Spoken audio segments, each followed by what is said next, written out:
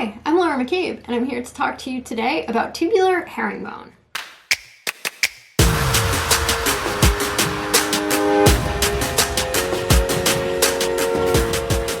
So tubular herringbone is one of my favorite stitches. I use it in a lot of my work, so I thought it would be nice if we could sort of go over the basics of how to do it, and I can show you a couple of pieces that I've used it in or used variations of it in to give you a better sense of what can be done with the stitch. Now, if you look in the show notes down there, you will see a PDF, and that PDF is just the basic instructions for tubular herringbone. So if you want to print that out to have that handy, you can go ahead and do that. Now, I've picked out 3 samples today to kind of show you examples of tubular herringbone. The first one here is my jellyfish lariat that I did. Now, this has 2 cute little jellyfish hanging off of it, but the necklace part of it is all tubular herringbone. And what I've done is I have sort of used larger beads in some areas to get a little bit more texture. And what I'll do is when I do the overhead filming, I will show you a more detailed picture of this, but it gives you a sense of one of your options of how you can do tubular herringbone. The second example that I have is a necklace which I call the dragon claw necklace, and here's that. The whole neck strap is done in tubular herringbone as well. This is done using 11s and magatamas, so you get more of a scaly texture with this, so it's sort of a different use of it, but it's the same stitch as was used in the jellyfish lariat. And then the last example that I've pulled today is a geode necklace that I've done. And this also has herringbone all through the neck strap. Here I've put in little spacers, but I've also embellished it after the fact, and so that gives it this additional texture. So that is another option for, when you're working with tubular herringbone. Okay, so let's do some tubular straight herringbone stitch. I'm going to be demonstrating for you today both a 2-ladder and a 3-ladder. I'll do 2-ladder first and then 3-ladder, so you can see how both of those work. And both of those are spelt out in the PDF, which is down in the show notes. So if you've printed that out, you'll be able to see the printed instructions for those too. But what we're going to be doing is working with the 11 round Japanese seed beads. These are bigger than the 15s I tend to use in my projects, but they are a lot easier to see in a demonstration. So I thought I would do that for you. And we're going to start with a contrast color. This is optional, but I often recommend doing this because it makes it a lot easier for you to kind of see which way is up if you haven't done this sort of start before. So I'm going to be using contrast color, which will ultimately be taken out. And then this color here, this 11B, is going to be the primary color for the herringbone. So we're going to start with 2-ladder.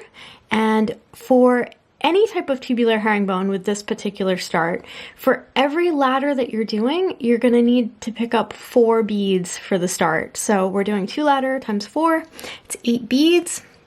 We're just going to slide those down and leave yourself a tail. I usually leave about 15 inches or so because that's enough for me to, add a clasp or whatever I need to do with it later on.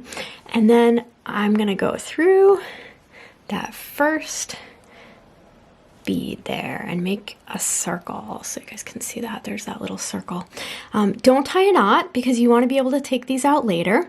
What you're going to do is you're going to pick up 2 11B, 1, 2, and go through the very next bead in that circle. So I'm going through the very next bead in the circle.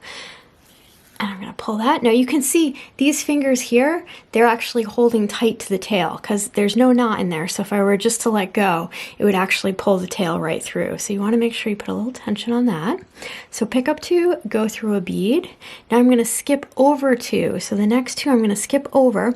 Thread's going to be on the outside initially, which seems like you don't want that, but when you pull it up, everything will pull in place and you won't see it. So skip 2, go through the bead after that. Now again, I'm going to pick up 2, go through the very next bead, and then we're going to skip 2 and go through the bead after that, which should be the same bead. If you have a look here, it's the same bead that tail is coming out of. And that's how it should be. If that's correct, that's the case, then you've done this correctly, and you can just step up through the first in that first set of 2 like that. If it's not correct, you'll want to go back and fix that. And then what I'm going to do is I'm going to kind of fold this in half. With the 2-ladder, you can kind of actually just fold it right in half to create the herringbone, and we use that contrast color to start because now you can see where we put those sets of two, those are going to be the tops of the herringbone ladder, so it actually makes it really easy to see which way is up. So to do herringbone stitch, you're going to pick up two of your beads there, two of your 11s, and you're going to go down the second bead. So you're coming out the first in that set of two, pick up your two, and go down the second. And initially it's a bit tricky, there's not a lot to hold on to, but it does get easier after you've done a few rows here. So there's my first two.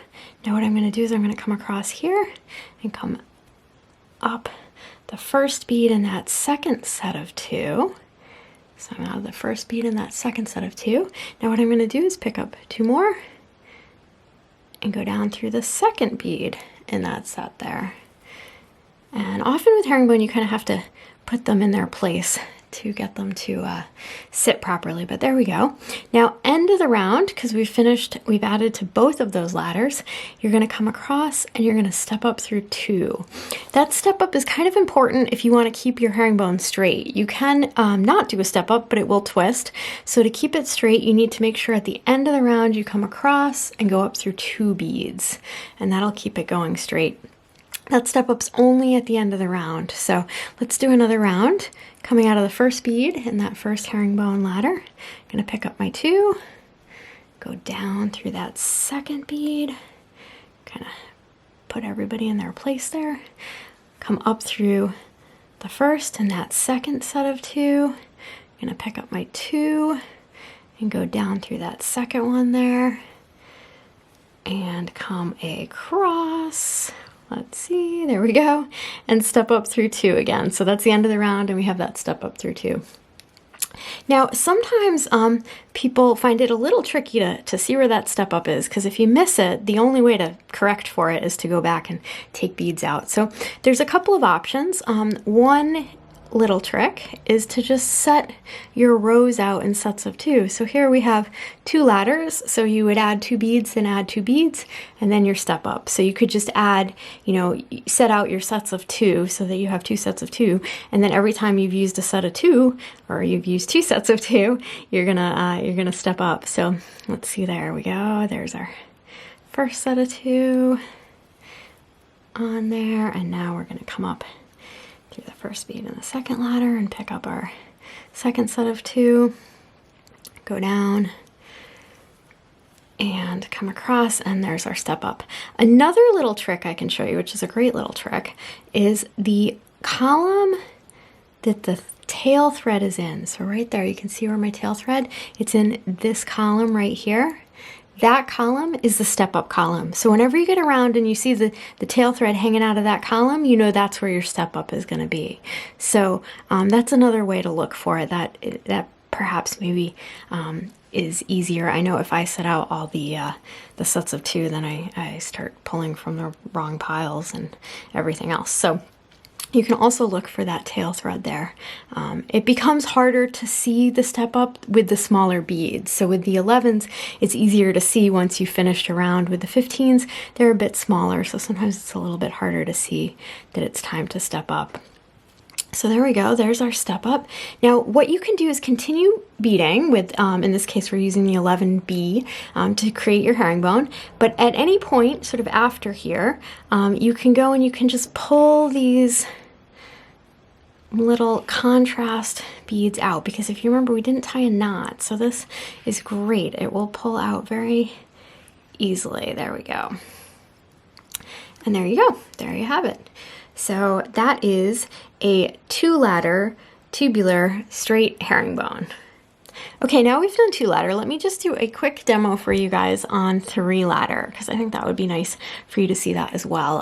That's a great size for neck straps and that sort of thing. So just like with the 2-ladder, we're going to start with 4 beads for each ladder. So in this case, because we're doing 3-ladder times 4, it's going to be 12 beads to start. So you want to make sure you have your 12 beads on there. And again, I'm going to use the contrast color like I had showed you with the 2-ladder, just because it makes it much easier to see what's going on there. So we want to just double check, make sure we got our 12 beads, which we do. And I'm going to come around and go through that first bead again to make a circle. So just like we did before. Here we go. Again, you'll have to hold on to that tail because it will pull out if you don't. And you are going to do your sets of 2 with the 11B. In this case, it's the color that we actually want our herringbone to be. So pick up 2, go through the next bead. So it's exactly the same technique as before. Pick up 2, go through 1, skip over 2, go through the one after that. So same exact approach. Pick up 2, go through the very next bead, and then you're gonna do your skip over 2, go through the bead after that, pick up your 2, and go through the next bead, and then you're gonna again skip 2. And if you remember, we talked before about how you want to check to make sure that the bead you're going into after you've skipped your 2 is that same bead that the tail's coming out of, which it is here. So we're good, we're ready to go. And then we're going to step up through the first one in that first set of 2. We're going to try to get that knot out of there. There we go. So pull that tight. You can see your 3 sets of 2 there. So just like we did before, again, you want to kind of get everything in place so those sets of 2 are the tops of the herringbone ladder. So once we take a minute to kind of put everything in place, you can really see there you got the 3 different ladders. So same stitch as before, where you're adding 2, and you're going to go down the second one and then come up through the first bead in the second ladder there. So we'll do that. And then again, just like before, you kind of have to push them into place so they sit nicely as a pair. Pick up 2, go down the second one, come up the first one, and the next ladder. There we go. And one more time to finish the round, we're going to pick up 2, go down 1,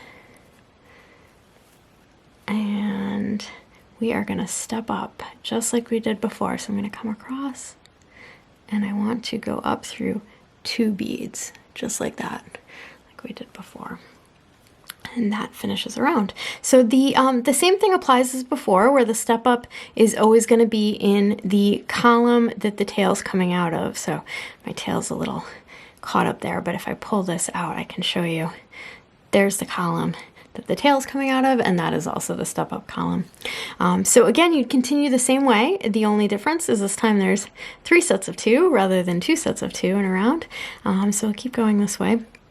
Again, just like before, you can pull that contrast color row out once you have done a few rows of herringbone.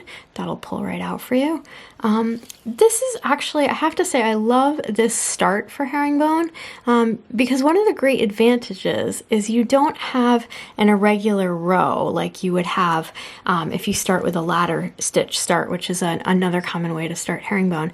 So because you don't have an irregular row, you can just work off of the herringbone in either direction, and you're never going to have sort of a row that isn't sitting in herringbone configuration. If you start with a ladder stitch, one row in there, the beads are sitting kind of differently, and you can see it.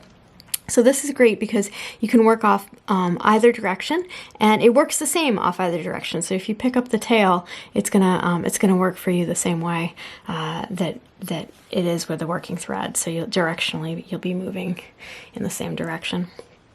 So that is for you a 3-ladder herringbone. Again, instructions for that are also in the show notes in that PDF that I did. It has both 2 and 3-ladder herringbone.